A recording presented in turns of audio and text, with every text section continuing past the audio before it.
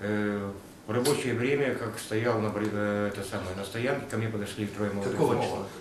С 8 на 9, да, с 8 на 9.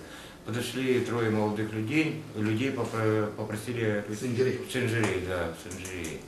Посадил молодых людей, дали в залог мобильный телефон, сказали, что на месте по приезду рассчитается. Приехали туда, молодые люди сказали, что сейчас сестра выйдет, рассчитается. Вышли все в машину? Да, один остался в машине, а двое осталось сидеть, но в итоге потом вышли все. И это самое, уже минут 10 ждал, 15, и сказал, вы нас подождите, мы рассчитаемся. Я говорю, куда мне деваться, все равно, конечно, буду ждать.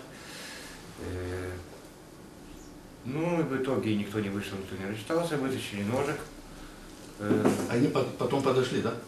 Они стояли рядом около этого самого водительской двери. Anterior judecat? Nu. Niciodată? Nu. Probleme poliția a avut? Da. Ce anume? Fur. De unde? Magazin. Ce s-a întâmplat pe 8 noiembrie? Nu știu când azi. Cu taxiul la Bălți.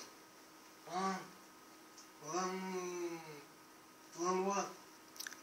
De unde l-ați luat? De la Bălți. Cu cine erai? Cu doi băieți. Cum îi cheamă?